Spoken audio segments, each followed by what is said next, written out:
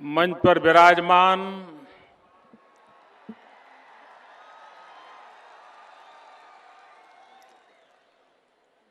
हरियाणा के राज्यपाल श्रीमान कप्तान सिंह जी, यहां के जनप्रिय मुख्यमंत्री श्रीमान मनोहर लाल जी, मंत्री परिषद के मेरे साथी मेनका जी, श्री नड्डा जी, श्री रविशंकर जी, स्मृति ईरानी जी, मंच पर विराजमान सभी वरिष्ठ महानुभाव और आज इस कार्यक्रम में विशेष रूप से पधारी हुई माधुरी दीक्षित जी और विशाल संख्या में आए हुए माताएं, बहनें और कुछ भाई,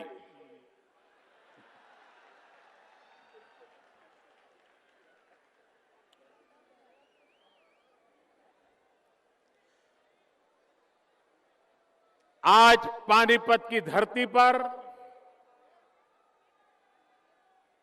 हम एक बहुत बड़ी जिम्मेवारी की ओर कदम रख रहे हैं। ये अवसर किस सरकार ने क्या किया और क्या नहीं किया, इसका लेखा जोखा करने के लिए नहीं है।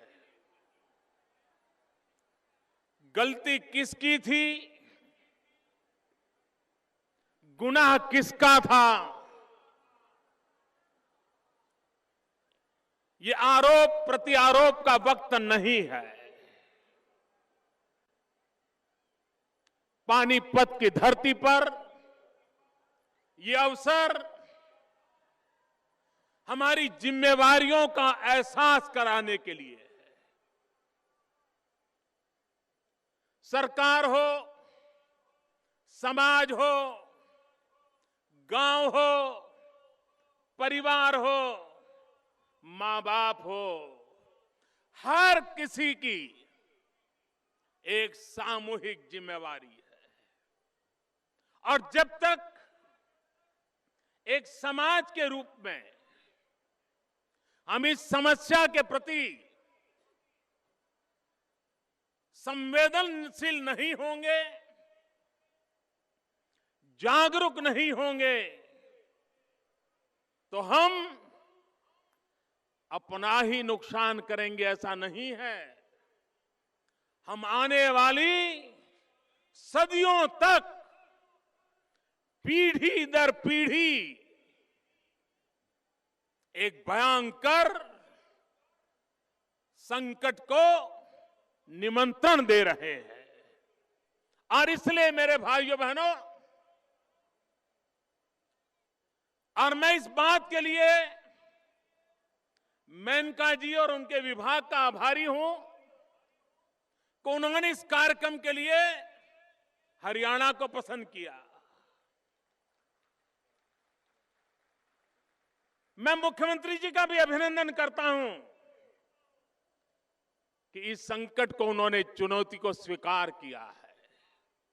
लेकिन ये कार्यक्रम भले पानीपत की धरती पर होता हो, ये कार्यक्रम भले हरियाणा में होता हो, लेकिन ये संदेश हिंदुस्तान के हर परिवार के लिए है, हर गांव के लिए है, हर राज्य के लिए है।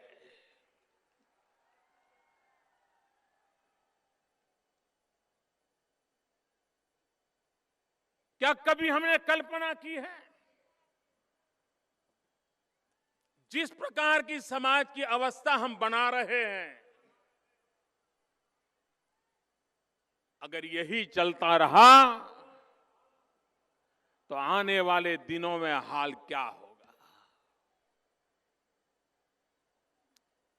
आज भी हमारे देश में 1000 बालक पैदा हो तो उसके सामने 1000 बालिकाएं भी पैदा होनी चाहिए, वरना संसार चक्र नहीं चल सकता है। आज पूरे देश में ये चिंता का विषय है। मैं जरा माताओं से पूछ रहा हूं, अगर बेटी पैदा नहीं होगी तो बहू कहां से लाओगे?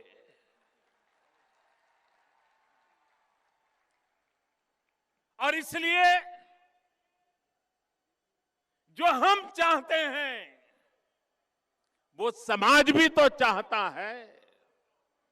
हम ये तो चाहते हैं कि बहू तो हमें पढ़ी लिखी मिले, लेकिन बेटी को पढ़ाना है तो 50 बार सोचने के लिए मजबूर हो जाते हैं। यह अन्याय कब तक चलेगा? ये हमारी सोच में ये दोगलापन कब तक चलेगा? अगर बहू पढ़ी लिखी चाहती है तो बेटी को भी पढ़ाना ये हमारी जिम्मेवारी बनती है। अगर हम बेटी को नहीं पढ़ाएंगे तो बहू भी पढ़ी लिखी मिले, ये अपेक्षा करना अपने आप के साथ अन्याय है। और इसलिए माइयों बहनों, मैं आज आपके बीच एक बहुत बड़ी पीड़ा लेकर के आया हूं, एक दर्द लेकर के आया हूं। क्या कभी कल्पना की है हमने, जिस धरती पर मानवता का संदेश होता है, उसी धरती पर मां के गर्भ में बच्ची को मौत के घाट उतार दिया जाए? ये पानीपत की धरती, ये उर्दू साहित्य के स्कॉलर अल्ताफ हुसैन हाली की धरती है। ये अल्ताफ हुसैन हाली इसी पानीपत की धरती से, इस शायर ने कहा था, मैं समझता हूं जिस हरियाणा में अल्ताफ हुसैन हाली जैसे शायर के शब्द हो, उस हरियाणा में आज बेटियों की हाल देख करके मन में पीड़ा होती है। हाली ने कहा था, उन्होंने कहा था, ए माओ बहनों बेटियां, दुनिया की जिन्नत तुमसे। ये माओ बहनों बेटियां, दुनिया की जिन्नत तुमसे है। मुल्कों की बस्ती हो तुम, कौमों की इज्जत तुमसे हो। आप कल्पना कर सकते हो बेटियों के लिए कितनी ऊंची कल्पना ये पानीपत का शायर करता है। और हम बेटियों को जन्म देने के लिए भी तैयार नहीं है। भाइयों बहनों, हमारे यहां सदियों से जब बेटी का जन्म होता था तो शास्त्रों में आशीर्वाद देने की परंपरा थी। और हमारे शास्त्रों में बेटी को जो आशीर्वाद दिए जाते थे, वो आशीर्वाद आज भी हमें बेटियों की तरफ किस तरह देखना, उसके लिए हमें संस्कार देते हैं, दिशा देते हैं। हमारे शास्त्रों ने कहा था, जब हमारे पूर्वज आशीर्वाद देते थे तो कहते थे, यावत गंगा कुरुक्षेत्रे यावत तिष्ठति मेदिनी, यावत गंगा कुरुक्षेत्रे यावत तिष्ठति मेदिनी, यावत सीता कथालोके तावत जीवेतु बालिका। हमारे शास्त्र कहते थे, जब तक गंगा का नाम है, जब तक कुरुक्षेत्र की याद है, जब तक हिमालय है, जब तक कथाओं में सीता का नाम है, तब तक हे बालिका तुम्हारा जीवन अमर रहे, ये आशीर्वाद इस धरती पर दिए जाते थे। और उसी धरती पर बेटी को बेमौत मार दिया जाए, और इसलिए मेरे भाइयों बहनों, उसके मूल में हमारी मानसिक दारिद्र्य जिम्मेवार है, हमारे मन की बीमारी जिम्मेवार है। और ये मन की बीमारी क्या है? हम बेटे को अधिक महत्वपूर्ण मानते हैं, और ये मानते हैं बेटी तो पराये घर जाने वाली है। यहां जितनी माताएं बहनें बैठी हैं, सबने ये अनुभव किया होगा।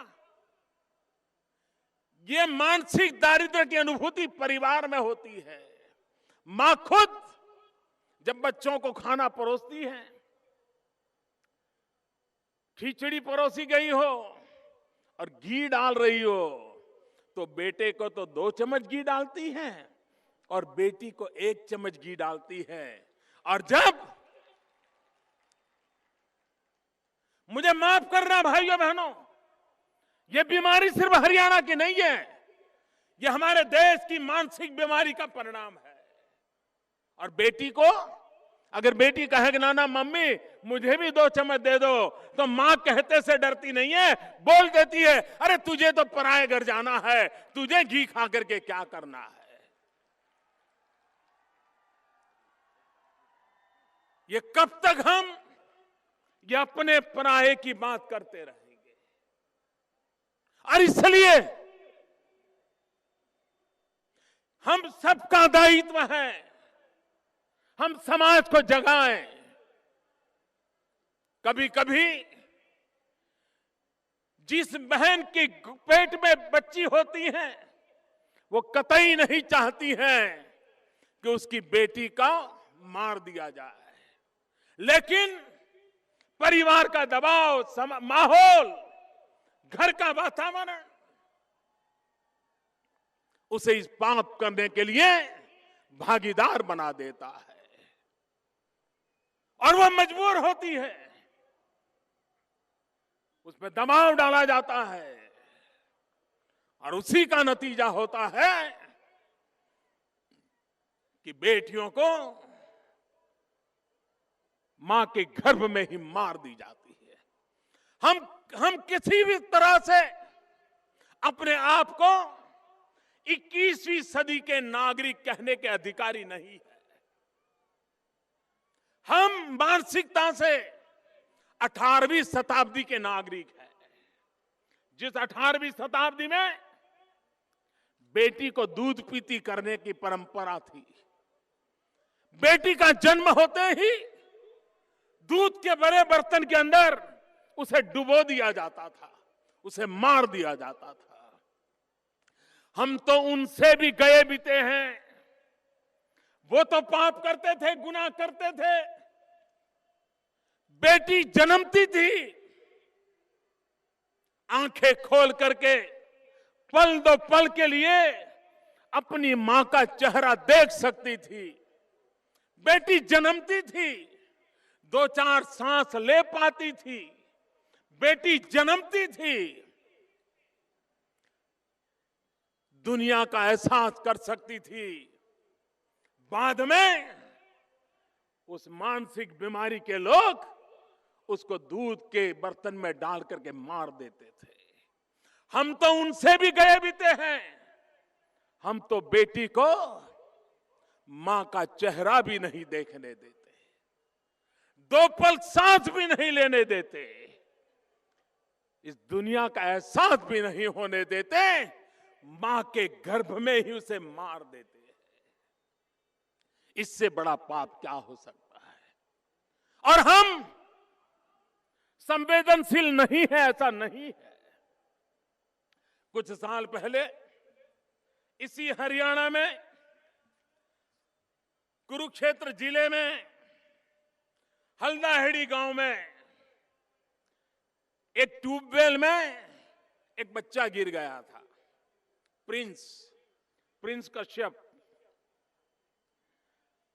10-15 साल हुए होंगे शायद, और सारे देश के टीवी वहां मौजूद थे, सेना आई थी एक बच्चे को बचाने के लिए, और पूरा हिंदुस्तान टीवी के सामने बैठ गया था। परिवारों में माताएं खाना नहीं पका रही थी, हर पल एक दूसरे को पूछते थे, क्या प्रिंस बच गया, क्या प्रिंस सलामत निकला ट्यूबवेल से।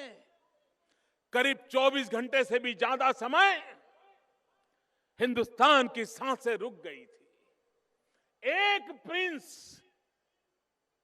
न वो केरल तमिलनाडु का कोई रिश्तेदार नहीं था, लेकिन देश की संवेदनाएं जग रही थी। उस बच्चे को जिंदा निकले, इसके लिए देश भर की माताएं बहनें दुआएं करती थी। मैं जरा पूछना चाहता हूं, एक प्रिंस, इसकी जिंदगी पर संकट आए, हम बेचैन बन जाते हैं। लेकिन हमारे अड़ोस पड़ोस में आए दिन बच्चियों को मां के पेट में मार दिया जाए, लेकिन हमें पीड़ा तक नहीं होती है। तब सवाल उठता है, हमारी संवेदनाओं को क्या हुआ है।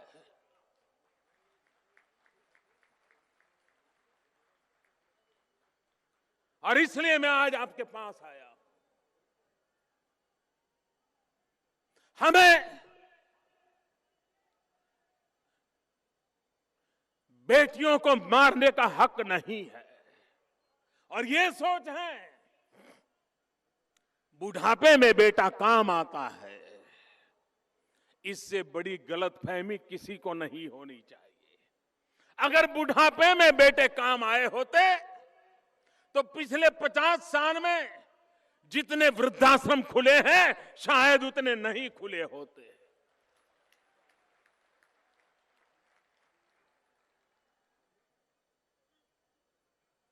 बेटों के घर में गाड़ियां हो, बंगले हो, लेकिन बाप को वृद्धाश्रम में रहना पड़ता है, ऐसी सैकड़ों घटनाएं हैं।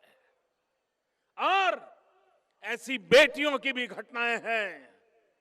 अगर मां बाप की इकलौती बेटी है तो मेहनत करे, मजदूरी करे, नौकरी करे, बच्चों को ट्यूशन करे, लेकिन बूढ़े मां बाप को कभी भूखा नहीं रहने देती। ऐसी सैकड़ों बेटियां हैं। बाप से भी सेवा करने के लिए, मां बाप की सेवा करने के लिए अपने खुद के सपनों को चूर चूर कर देने वाली बेटियों की संख्या अनगिनत है, और सुखी बेटों के रहते हुए दुखी मां बाप की संख्या भी अनगिनत है। और इसलिए मेरे भाइयों बहनों, ये सोच कि बेटा आपका बुढ़ापा संभालेगा, भूल जाइए।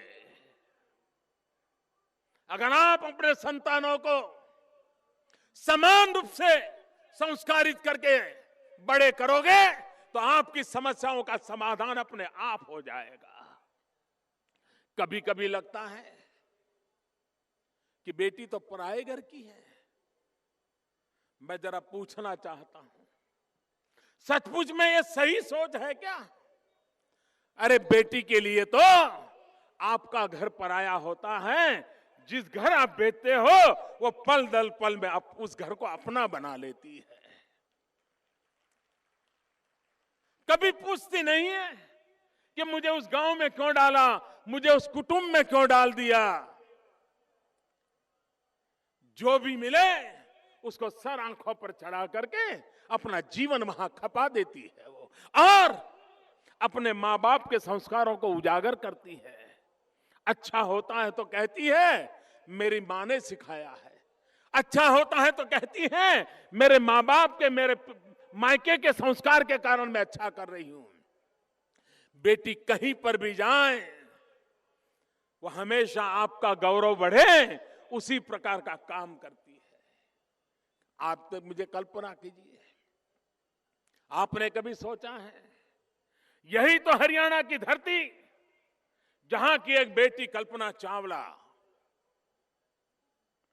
पूरा विश्व जिसके नाम पर गर्व करता है, जिस धरती पर कल्पना चावला का जन्म हुआ हो, जिसको लेकर के पूरा विश्व गर्व करता हो, उसी हरियाणा में मां के पेट में पल रही कल्पना चावलाओं को मार करके हम दुनिया में क्या मुंह दिखाएंगे। और इसलिए मेरे भाइयों बहनों, मैं आज आपसे आग्रह करने आया हूं, और ये बात देख लीजिए,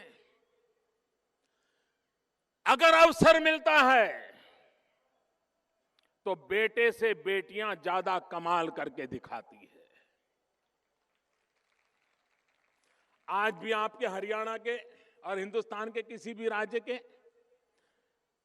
10th या 12th के रिजल्ट देख लीजिए, फर्स्ट 10 में से 6 या 7 तो बच्चियां होती हैं जीतने वाली, बेटों से ज्यादा नंबर लाती हैं। आप हिंदुस्तान का पूरा एजुकेशन सेक्टर देख लीजिए, टीचर्स में 70-75% महिलाएं शिक्षक के रूप में काम कर रही हैं। आप हेल्थ सेक्टर देख लीजिए, हेल्थ सेक्टर में 60% से ज्यादा शुश्रूषा के क्षेत्र में बहनें दिखाई दे रही हैं। अरे हमारा एग्रीकल्चर सेक्टर, कोई पुरुष से सीना तान करके न घूमे कि हमारा एग्रीकल्चर सेक्टर सिर्फ पुरुषों के कारण चला है। आज भी भारत में एग्रीकल्चर सेक्टर, कृषि और पशुपालन, उसमें महिलाओं की बराबरी की हिस्सेदारी है। वो भी खेतों में जाकर के उतनी ही मेहनत करती हैं, वो भी उतना ही कंट्रीब्यूशन करती हैं, और खेत में काम करने वाले मजदूरों को संभालने के काम भी वही महिला करती है। पश्चिम के लोग भले कहते हो, लेकिन हमारे देश में महिलाओं का सक्रिय कंट्रीब्यूशन रहता है, आर्थिक गतिविधि में रहता है। खेलकूद देख लीजिए, पिछले दिनों जितने गेम्स हुए हैं उसमें इनाम पाने वाले अगर लड़के हैं तो 50% इनाम पाने वाली लड़कियां हैं, गोल्ड मेडल लाने वाली लड़कियां हैं। खेलकूद हो, विज्ञान हो, व्यवसाय हो, सेवा का क्षेत्र हो, शिक्षा का क्षेत्र हो, आज महिलाएं रत्ती भर भी पीछे नहीं है। और ये सामर्थ्य हमारी शक्ति में है, और इसलिए मैं आपसे आग्रह करने आया हूं कि हमें बेटे और बेटी में भेद करने की बीमारी से निकल जाना चाहिए। बेटा बेटी एक समान, यही हमारा मंत्र होना चाहिए। और एक बार हमारे मन में बेटा और बेटी के प्रति एक समानता का भाव होगा तो ये पाप करने की जो प्रवृत्ति है वो अपने आप रुक जाएगी। और ये बात, इसके लिए कमिटमेंट चाहिए, संवेदना चाहिए, जिम्मेवारी चाहिए। मैं आज आपके सामने एक बात बताना चाहता हूं, यह बात मेरे मन को छू गई। किसी काम के लिए जब कमिटमेंट होता है, एक दर्द होता है, तो इंसान कैसे कदम उठाता है। हमारे बीच माधुरी दीक्षित जी बैठी है, माधुरी नेने। उनकी माता जी आईसीयू में है, वो जिंदगी का जंग लड़ रही है, और बेटी पानीपत पहुंची है।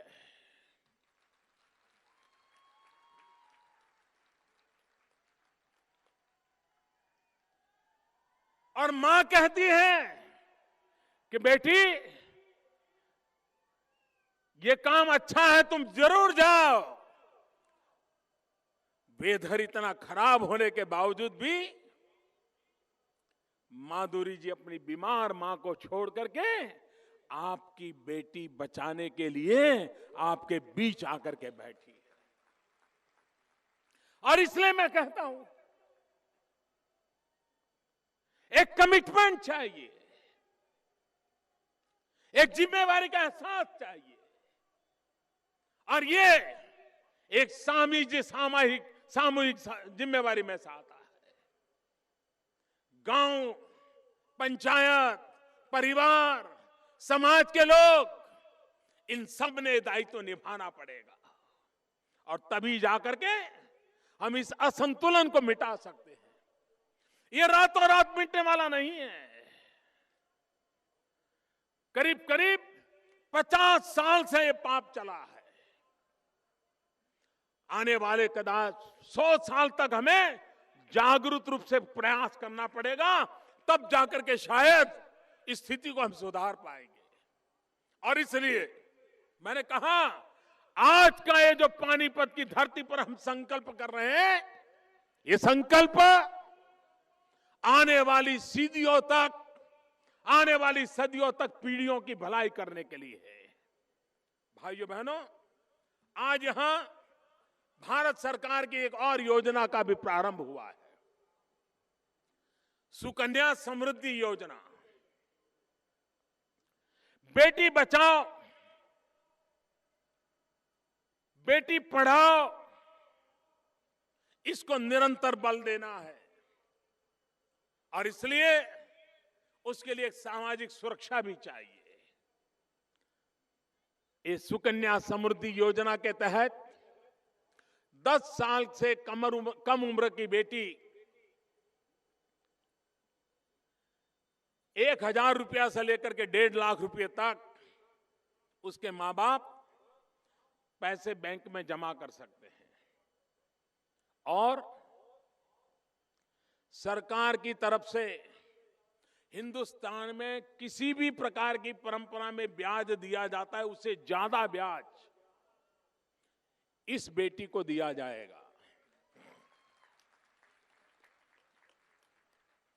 उसका कभी इनकम टैक्स नहीं लगाया जाएगा। और बेटी जब 21 साल की होगी,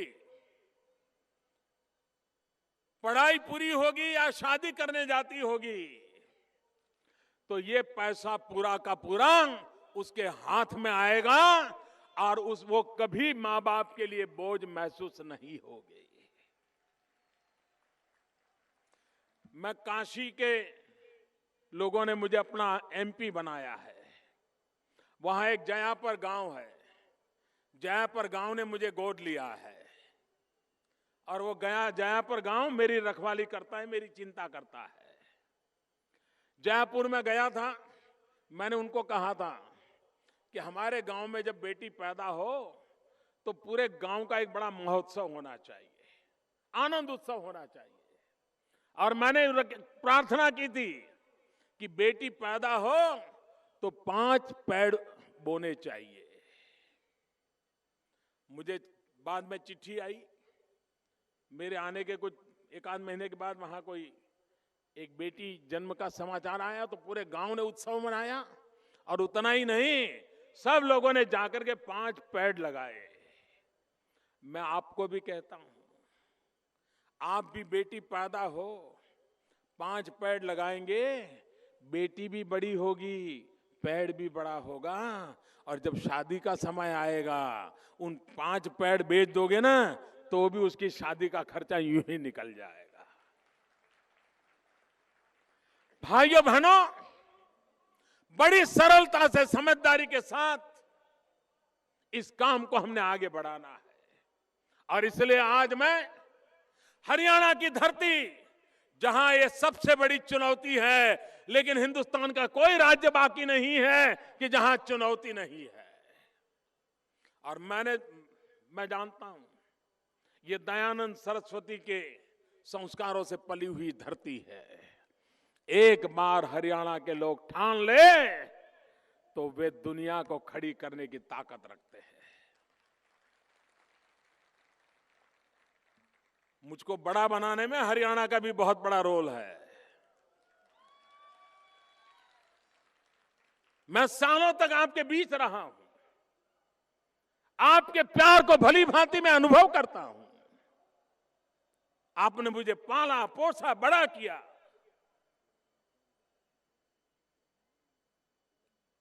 मैं आज आपसे कुछ मांगने के लिए आया हूं। देश का प्रधानमंत्री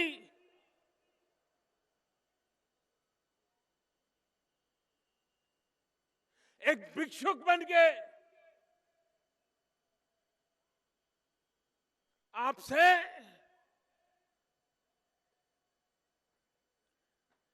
बेटियों की जिंदगी की भीख मांग रहा है।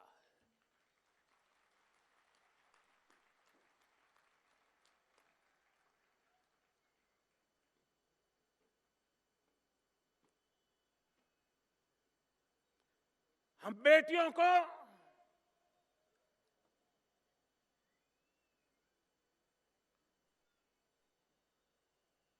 अपने परिवार का गर्व माने,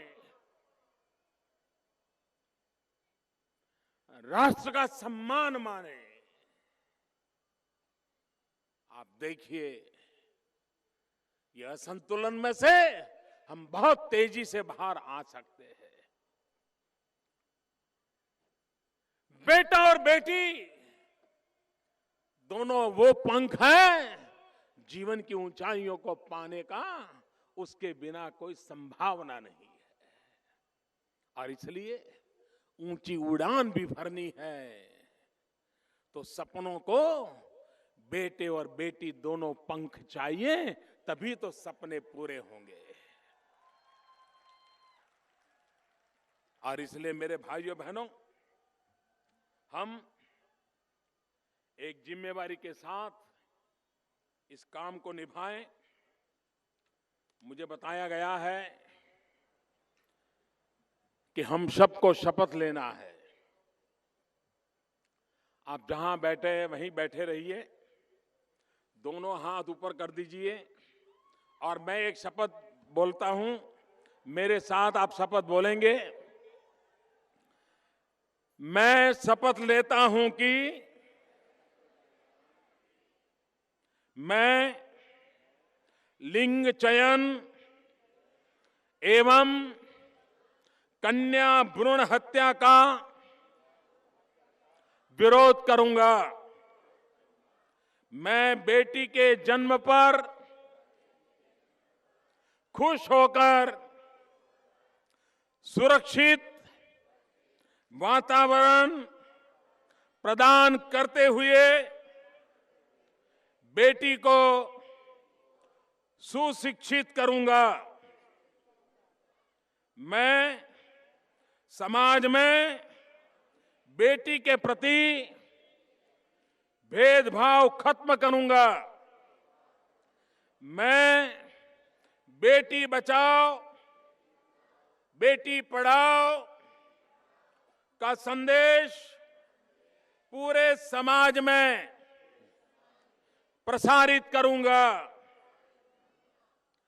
भाइयों बहनों, मैं डॉक्टरों से भी एक बात करना चाहता हूं। मैं डॉक्टरों से पूछना चाहता हूं, क्या पैसे कमाने के लिए यही जगह बची है क्या?